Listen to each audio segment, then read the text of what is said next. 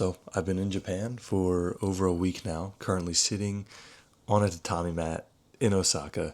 I've noticed a few things, and really for this video, I want to talk a little bit about comparisons of Miami versus Japan. And I've spent 2 years now in Miami and picked up a lot of great perspectives, great habits, and things of that nature. But with that also comes getting lost in those perspectives or those patterns of thinking. So coming here is a good refresh, as is going to any other new culture, but specifically Japan, and I want to tell you why.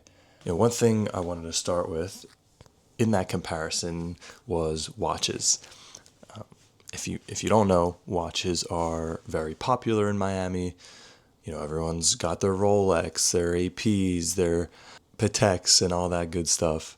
When it comes to Japan, there's Casio, Seiko. So watches are a very big part of Japanese culture as well. Now, there's one clear distinction here. In Miami, people wear watches to make sure that other people know how valuable their time is. And it's a little bit more about show and tell and keeping up with the Joneses, so to speak.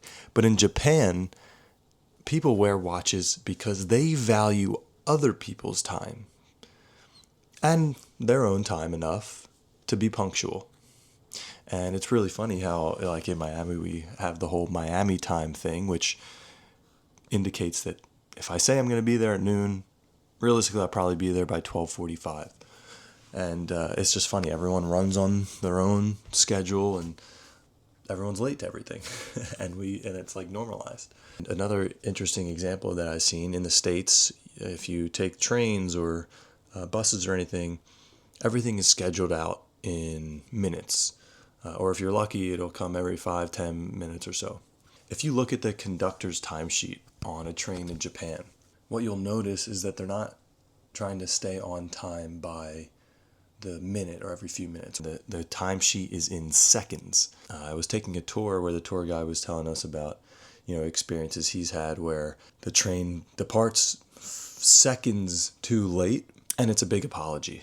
They know that they've inconvenienced their passengers so much that that they apologize for being a few seconds late. And I thought that was fascinating as well, which is just so indicative of how the Japanese people are. Is they are so considerate of everyone else around them, and they're told and raised, you make a mess, you clean it up. And I think there's some layers to it, some of the reasons why they protect their image so much and are so considerate of other people. I think a part of it has to do with the fear of social ostracization and like being kind of outed.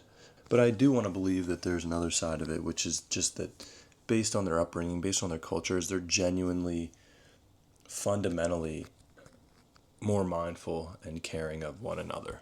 And you see this in a lot of other collectivistic cultures in Asia.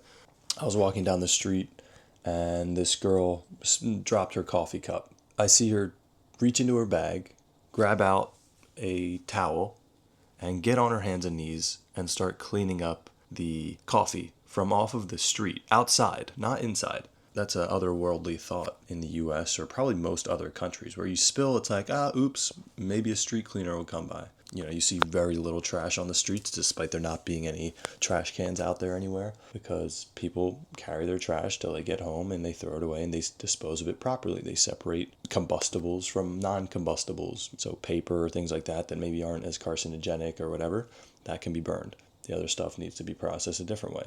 So they're very mindful of all that stuff. Now, the one other example I wanted to give when it comes to perspective, as you're walking down the street, every few blocks or so, you'll see a crossing guard or you'll see a police officer. And these guys are mid-70s, 80s, consistently older gentlemen. It can be super easy to think, as an American, what did these guys do wrong to end up in this position? Like, how are they not enjoying their retirement or living a life? Like, how are they stuck here on the streets serving their community?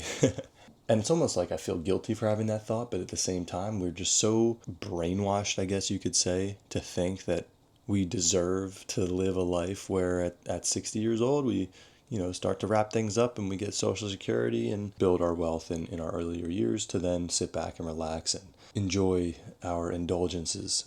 The difference here is that in Japan, it's a never-ending commitment to serve one another and serve your community, serve your culture, and contribute to society collectivistically. And it's such a selfless way of living. Men in their mid 80s, how could you ever conceive that they would want to be out on the street in the middle of a Japanese summer?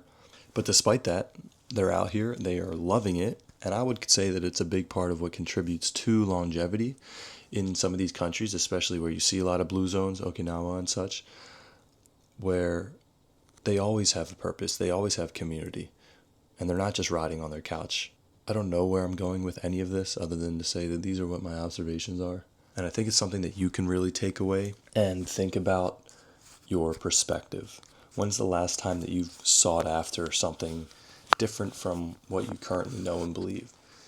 Because often we have blinders that we aren't even aware of. And so it can be really valuable, whether it's through travel or through reading or whatever the case is, to go and seek out intentionally opposing perspectives to your own and see where the gaps are. And I think you'll find that life becomes a lot more whole that way. You don't feel like you're so stuck. And the reason why people feel stuck is because they are just so used to looking at the same thing the same way, and they can't see a way out. So the only other option is to gain a different vantage point to tackle that issue from, and see where you can unlock some growth. So I'm gonna end that here. These are just some of my thoughts after about 8-9 days in Japan. We got about 18 more days to go. I'll see you again soon.